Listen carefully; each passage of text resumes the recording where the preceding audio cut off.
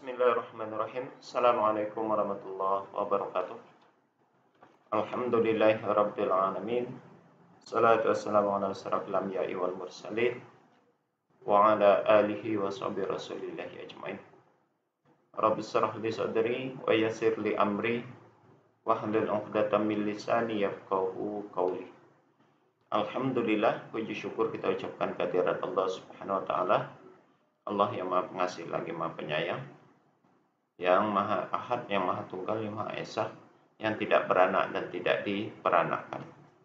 Salawat dan salam kepada Nabi Allah Muhammad sallallahu alaihi wasallam. Allahumma shalli ala Muhammad wa ala ali Muhammad. Uswatun hasanah buat kita, contoh suri tauladan hidup buat seluruh umat manusia. Saudara sekalian, bertemu kita kembali, berbincang-bincang kembali kita. Hari ini kita membicarakan sebenarnya ada dua hal yang cukup viral akhir-akhir ini, yang cukup viral dan cukup meresahkan antara kita umat Islam dan yang satu lagi dengan saudara-saudara kita yang beragama Kristen. Jadi cukup meresahkan, dibilang meresahkan, cukup meresahkan. Ya, ini pertama berkaitan tentang ucapan ataupun perkataan dengan yang disampaikan oleh Saifuddin Ibrahim, seorang pendeta yang saat ini berada di luar negeri. Yang perkataannya begitu menghina, begitu merendahkan, dan begitu melecehkan Islam dan Al-Quran, juga merendahkan Nabi Muhammad Sallallahu Alaihi Wasallam. Ya, sampai pada akhirnya yang menjadi viral dan cukup meresahkan itu adalah mengintervensi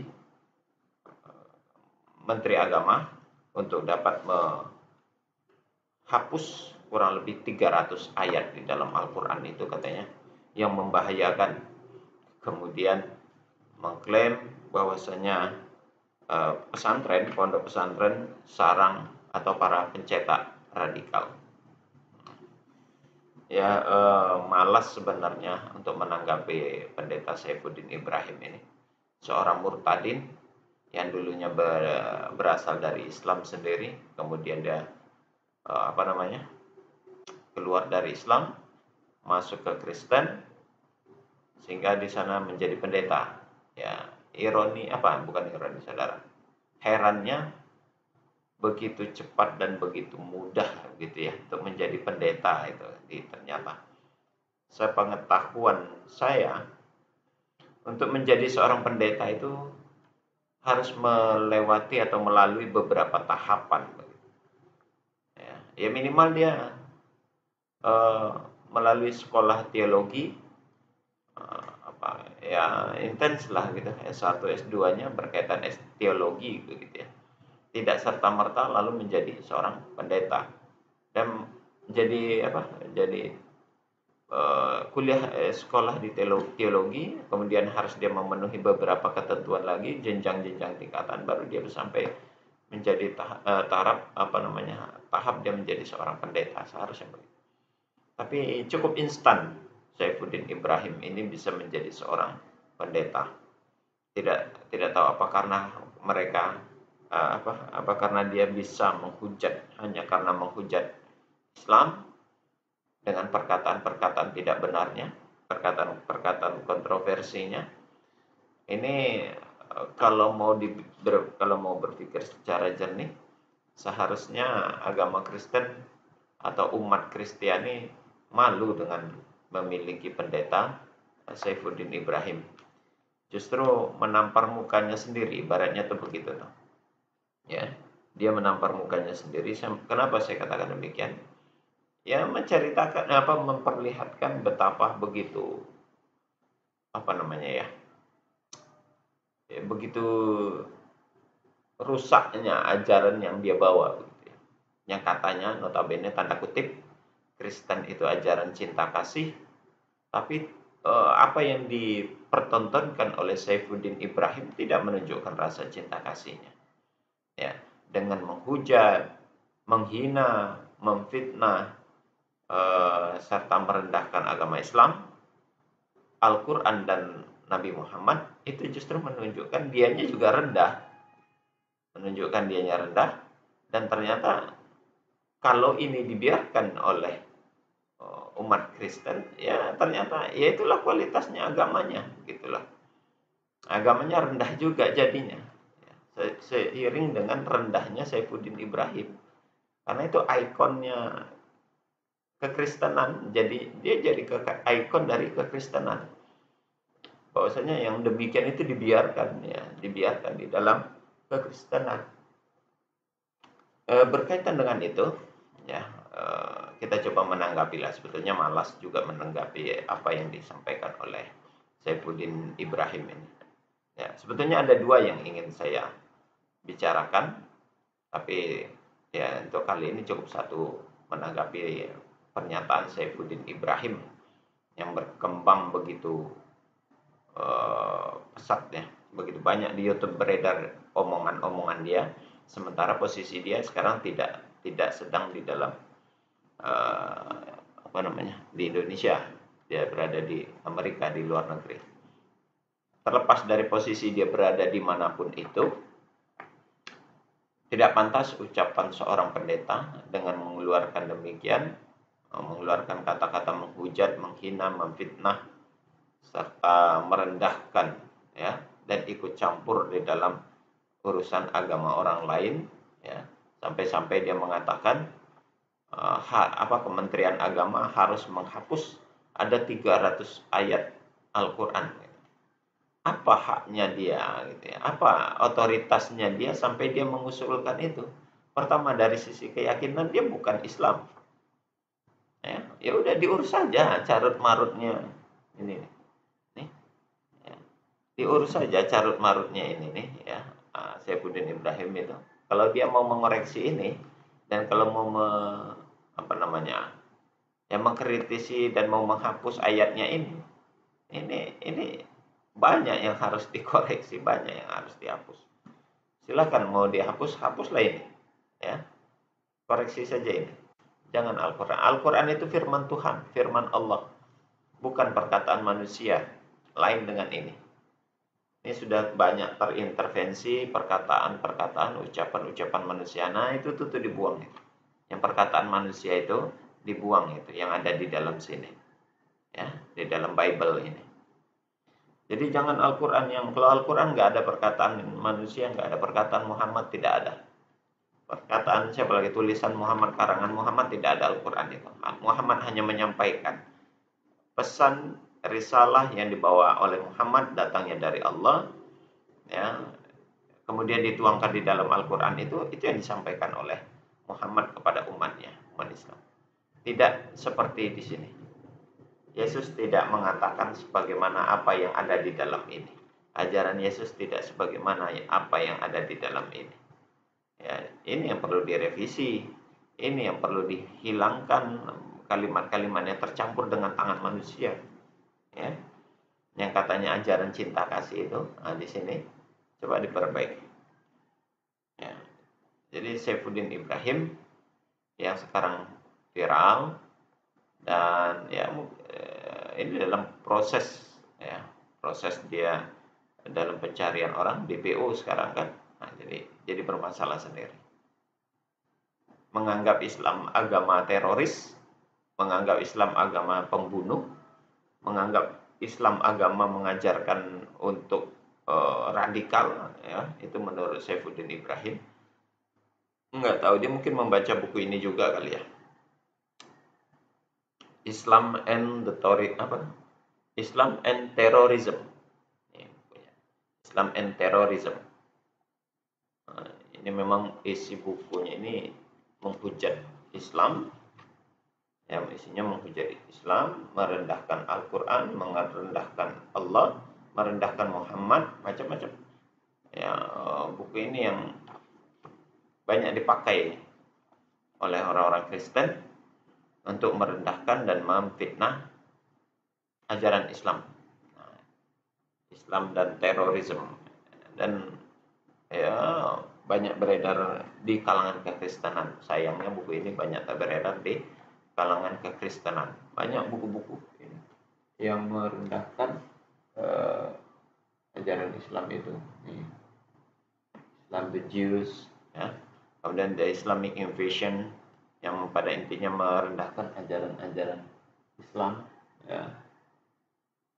Ini the Islamic Invasion ini, ini kalau disandingkan dengan ini begitu membahayakan dan mencuci otak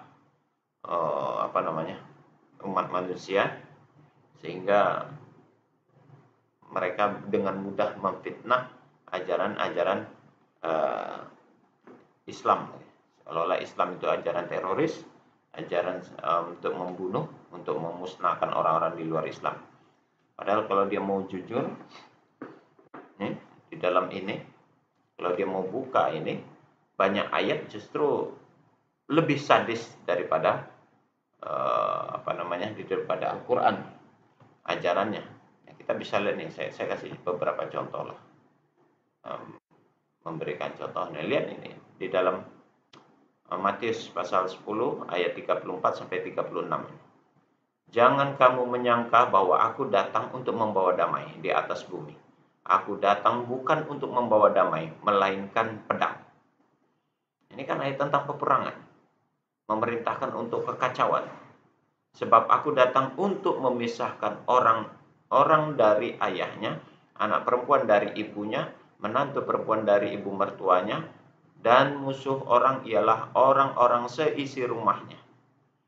Ini ayat provokator, ayat provokatif. Ya, ini yang perlu dihapus, Saifuddin. Ya, ini yang perlu dihapus dan perlu dihilangkan ini ayat ini dari dalam ini. Nah, ini lagi contohnya. Coba di Yosua pasal 6 ayat 21. Ya.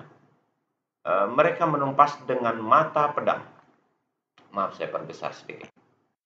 Nah, Yosua pasal 6 ayat 21. Mereka menumpas dengan mata pedang segala sesuatu yang di dalam kota itu, baik laki-laki maupun perempuan, baik tua maupun muda, sampai kepada lembu, domba, dan keledai.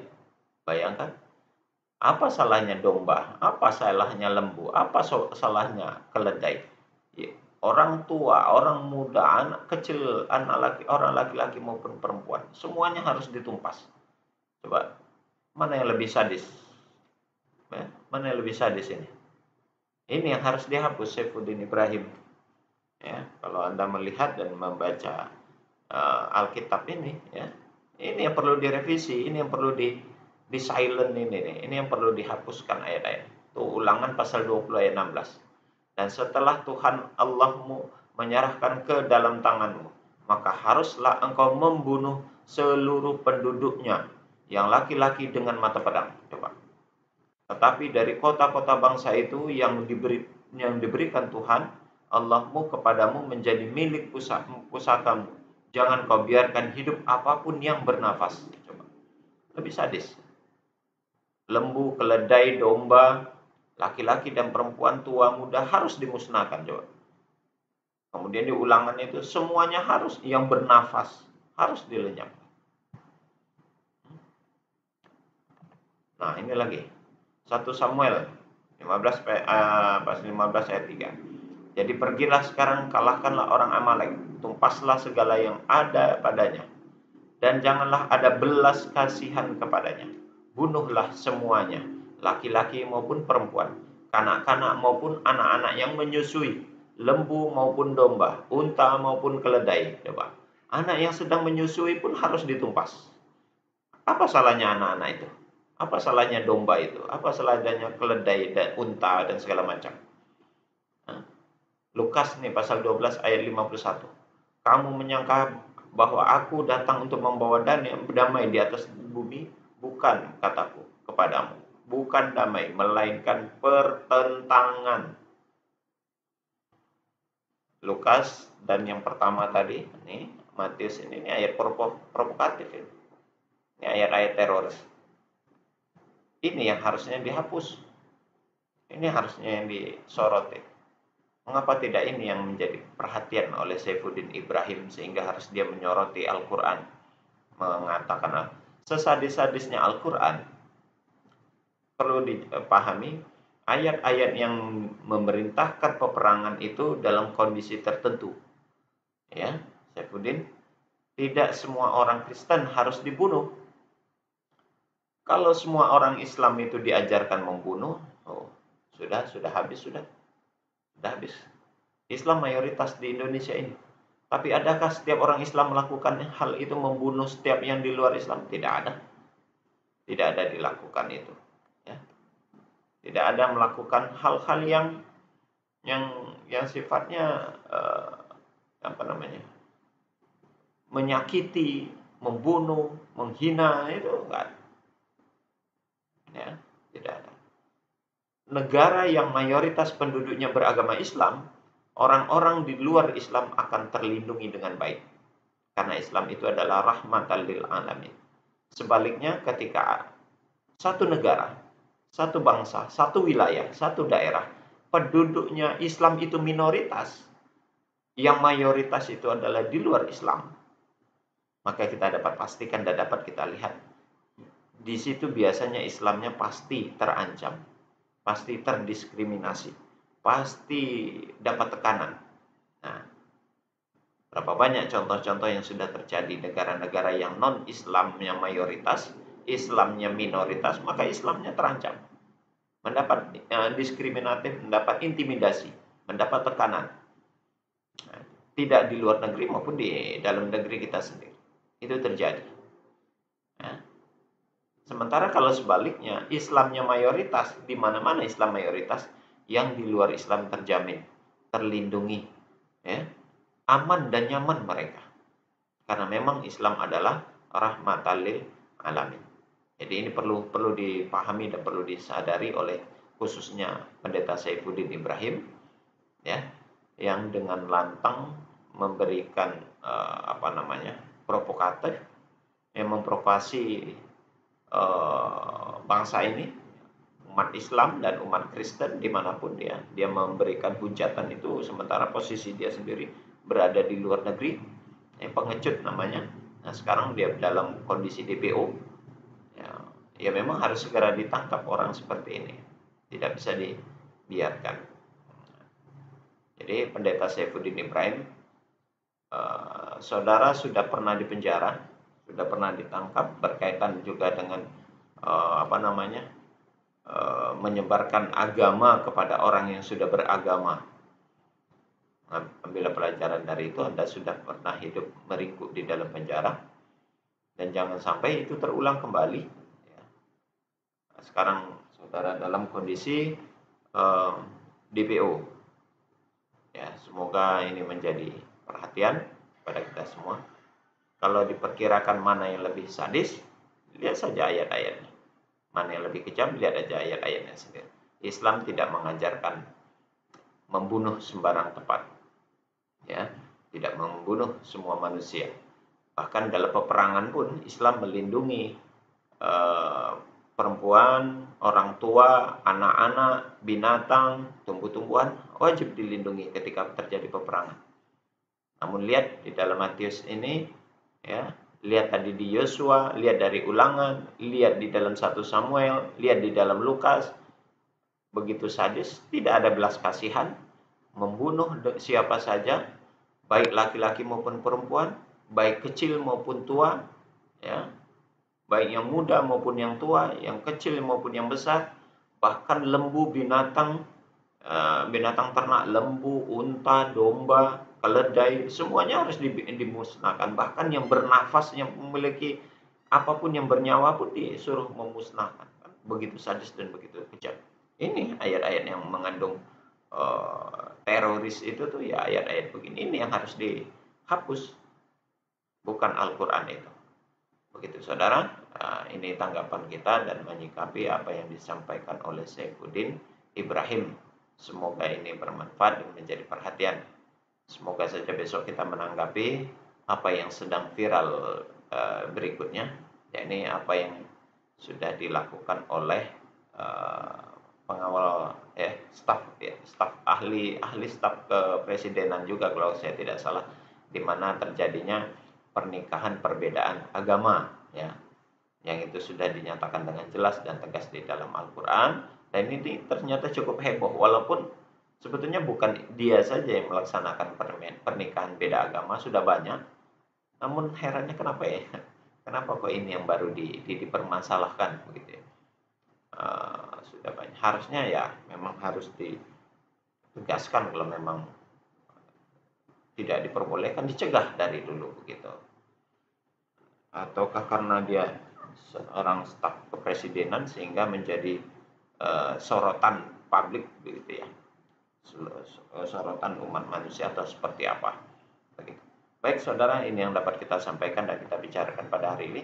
Semoga bermanfaat. Kita tutup dengan kafaratul majelis. Subhanakallahumma wa bihamdik asyhadu an la ilaha illa anta astaghfiruka wa atubu ilaik. Assalamualaikum warahmatullahi wabarakatuh.